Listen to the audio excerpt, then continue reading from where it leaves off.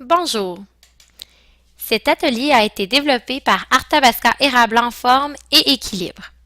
Le contenu de l'atelier est tiré et adapté des formations et programmes d'Équilibre, un organisme dont la mission est de prévenir et diminuer les problèmes reliés au poids et à l'image corporelle dans la population, et ce, par des actions encourageant et facilitant le développement d'une image corporelle positive et l'adoption de saines habitudes de vie. Cet organisme propose différentes ressources, dont le programme Bien dans sa tête, bien dans sa peau, le site web Derrière le miroir, qui est conçu pour les adolescents, de même que certains ateliers ou formations en lien avec le poids et l'image corporelle. Pour en savoir davantage, je vous invite à consulter le site web www.équilibre.ca. De nos jours, il est de plus en plus facile de modifier et de retoucher des photos. Connaissez-vous des logiciels qui permettent de le faire? En regardant cette vidéo, qui est disponible sur YouTube, vous aurez un exemple des retouches photos qu'il est possible de faire avec Photoshop.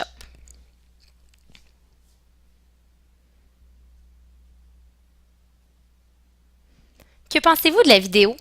Saviez-vous qu'il était possible de transformer une pointe de pizza en mannequin avec un logiciel de retouche photo comme Photoshop?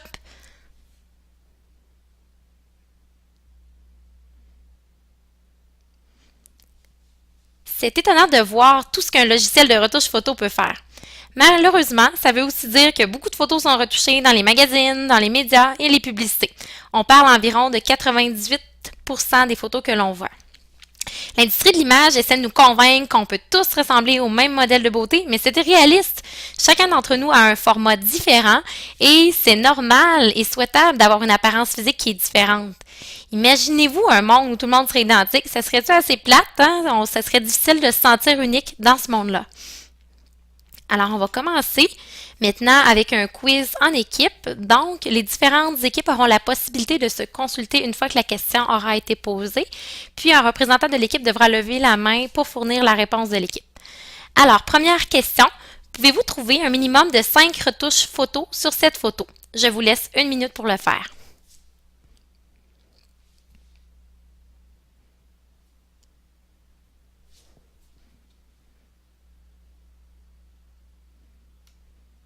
Je vais maintenant faire apparaître la photo originale. Voilà. Alors, quelle est votre réaction? On va maintenant faire apparaître le corrigé pour voir le détail des transformations. Alors, on constate rapidement qu'il y a plusieurs changements qui ont été faits. Entre autres, le teint de la jeune fille a été modifié pour donner un effet plus bronzé. Du côté des cheveux, tous les petits cheveux fous ont été enlevés. On a lissé aussi le dessus de la tête. Par la suite, le front, la peau a été lissée pour donner un effet vraiment plastique, si on veut.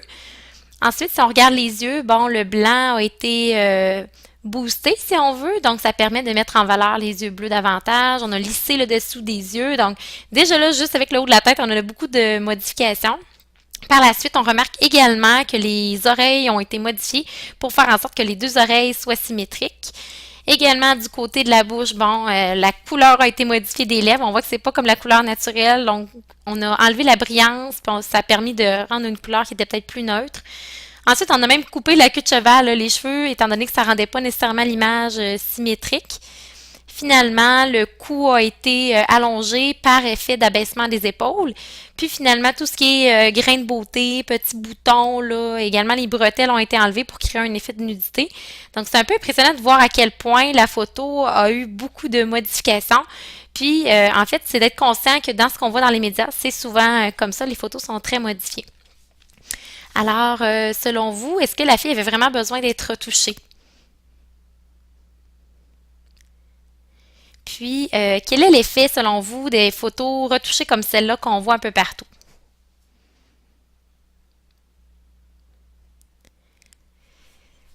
C'est sûr que ça a un effet sur nous. En fait, même les mannequins voient souvent leurs photos retouchées. Toutes les photos retouchées qu'on voit à tous les jours nous laissent parfois croire qu'il est possible de ressembler à ces images qui sont en fait est réel. Nos yeux s'habituent à ces images irréelles et croient que c'est possible d'y ressembler. On sait qu'un jeune sur deux n'est pas satisfait de son apparence, puis pour ressembler à ces images, certains jeunes vont essayer de contrôler leur poids en adoptant des comportements dangereux pour la santé. Par exemple, suivre un régime ou une diète, ou encore sauter des repas ou ne pas manger pendant plusieurs jours. D'autres jeunes vont, quant à eux, s'entraîner de manière excessive ou commencer à fumer, mais c'est pas des choses qui sont recommandées, ce ne sont pas des saines habitudes de vie, puis ça présente là, des risques pour la santé. Alors, prochaine question du quiz, c'est un vrai ou faux. Donc, il est réaliste de conserver la même silhouette tout au long de sa vie, vrai ou faux?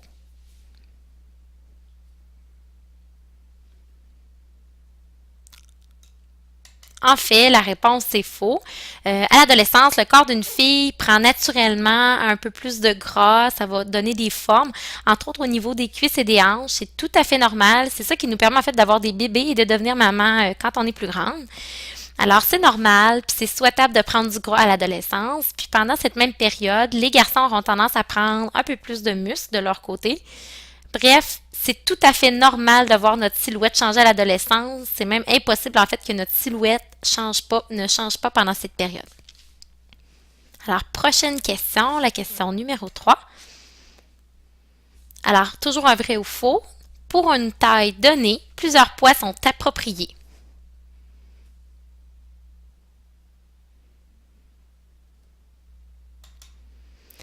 La réponse est vraie. En fait, il y a plusieurs facteurs qui influencent le poids d'une personne, la génétique, l'âge, également les hormones. Puis, ce sont tous des facteurs sur lesquels on n'a pas vraiment de pouvoir. Vous avez peut-être déjà remarqué d'ailleurs que certaines familles ont des plus gros os que d'autres, d'autres sont plus grands, etc. Donc, d'une famille à l'autre, on observe une génétique différente, donc des formats qui sont différents. L'alimentation et le niveau d'activité physique peuvent également avoir une influence sur le poids. Ce qui compte en bout de ligne, en fait, c'est de prendre plaisir à bien manger et à bouger. C'est ça qui nous permet de mettre en place ces conditions gagnantes pour grandir en santé. Voici maintenant une image en fait qui représente bien comment il peut y avoir en fait une diversité de formats corporels, même chez des athlètes de niveau olympique. Donc on voit que c'est pas tout le monde qui est de la même grandeur. Il y en a qui sont plus musclés, moins musclés. Puis dépendamment du sport qu'on pratique, une silhouette ou un format différent peuvent nous avantager. Donc, c'est ça. Il y a certains athlètes qui vont mieux réussir, qui vont se démarquer dans leur discipline justement grâce à leur format corporel qui est parfois plus léger, plus souple, des fois plus allongé, plus fort. Alors, notre corps peut nous permettre d'accomplir beaucoup de choses et ce, même si on est petit, même si on est grand, qu'on soit fort, allongé, costaud ou encore qu'on soit plutôt du type souple, léger ou encore tout en courbe, tous les formats là, peuvent permettre d'avoir certains avantages. Ce qui termine la question 3. Nous allons passer maintenant à la question 4. Donc, vrai ou faux, les images de minceur que nous voyons dans les médias ne sont pas un idéal à atteindre pour améliorer notre santé.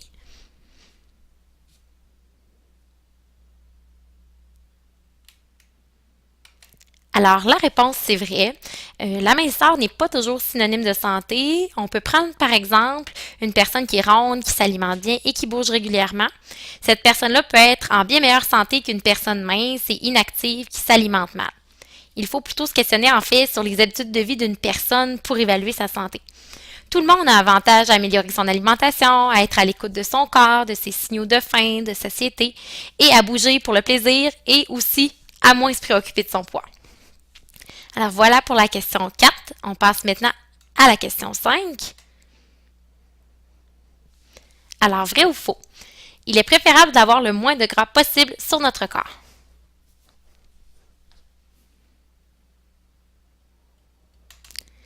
En réalité, la réponse, c'est faux, contrairement à ce qu'on pourrait penser.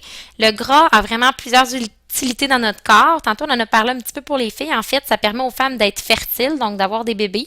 Également, ça va nous protéger nos os autant que nos organes lorsqu'on a des chocs ou qu'on va tomber, par exemple.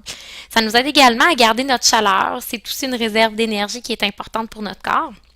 Finalement, le gras, ça permet aussi d'avoir une peau qui est assez douce et une peau qui est imperméable. Puis, ça permet l'absorption et le transport de vitamines, entre autres les vitamines A, D, E, K, qui sont transportées justement dans le gras pour être absorbées.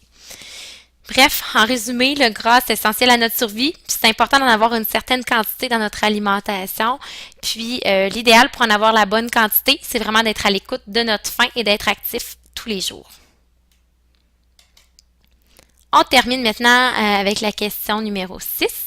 Toujours un vrai ou faux. Donc, je prends soin de ma santé si je me préoccupe de ma ligne et si je me mets au régime. Donc, est-ce que quelqu'un qui se met au régime prend soin de sa santé?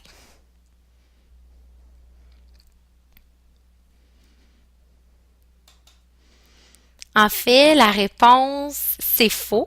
Se mettre au régime ne veut pas dire qu'on prend soin de sa santé. En fait, souvent, les diètes, les régimes qu'on va voir sont trop sévères puis sont inefficaces. Ça peut même être dangereux parfois pour notre santé tellement qu'on peut risquer de manquer d'énergie avec ça. Puis, le pire, c'est que bien souvent, les régimes nous amènent à perdre du muscle et non du gras, ce qui peut nuire à notre performance sportive. Savais-tu que 95% des gens qui suivent une diète reprennent le poids qu'ils avaient perdu ou même plus encore? Finalement, pour vous donner un petit exemple par rapport à ça, si on prend une diète qui est faible en glucides, ben, on n'aura pas assez de carburant pour pratiquer une activité physique et être au meilleur de notre forme, étant donné que les glucides sont notre principale source de carburant.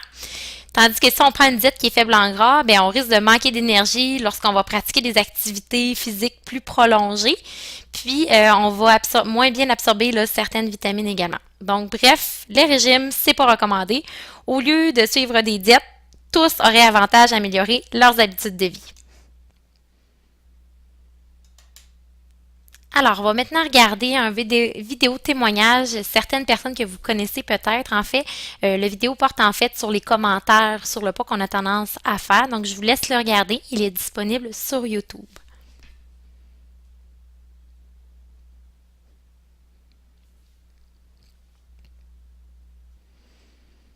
Alors, je vous pose maintenant la question. Que penses-tu de ce témoignage? Trouves-tu toi aussi qu'on parle trop souvent de poids et pas assez souvent de nos qualités, entre autres, nos qualités qui ne sont pas nécessairement physiques?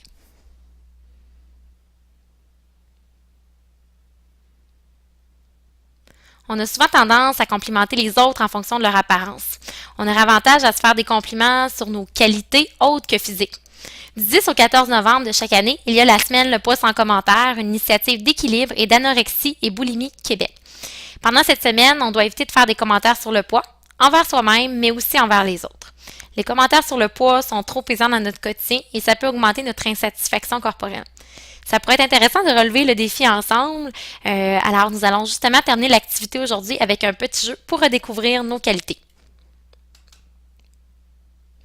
Alors, le jeu peut se faire de deux façons. Ça peut être sous forme statique ou encore sous forme active.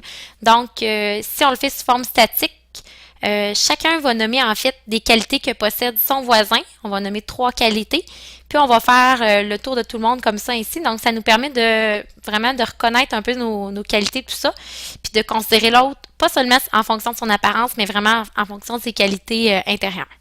Si on fait le jeu d'une façon active, en fait, l'activité va se faire en grand groupe. Il doit y avoir de l'espace pour que vous puissiez jouer. En fait, c'est sous forme de tag.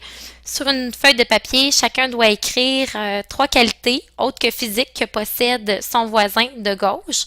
Puis, il va coller la feuille dans le dos de ce voisin-là. Donc, la personne qui a les qualités aura la feuille avec ses qualités dans son dos de coller.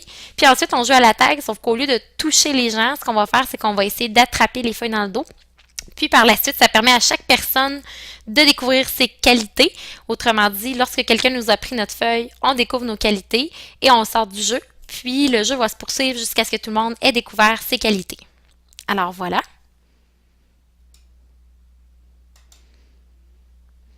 En terminant, je vous parle brièvement du site et de la page Facebook Derrière le miroir. Ça s'adresse aux adolescents. Il y a plusieurs jeux, plusieurs articles super intéressants en lien avec l'image corporelle. Je vous invite à le visiter, puis également à aller faire les activités. C'est super intéressant. Il y a aussi certains concours tout au long de l'année, donc ça peut être le fun aussi. Alors voilà le site web. Finalement, ce qu'on doit retenir en fait, c'est qu'il faut mettre de côté les modèles de beauté irréalistes qu'on retrouve dans les médias. qui a dit qu'il fallait tous rentrer dans le même moule? En fait, c'est pas réaliste de penser qu'on va avoir tous la même apparence. Éviter les commentaires sur le poids, tant envers soi-même qu'envers les autres. Bouger et manger, c'est super important que ça reste un plaisir, puis ça, peu importe notre silhouette. Finalement, je vous invite à choisir votre défi de groupe.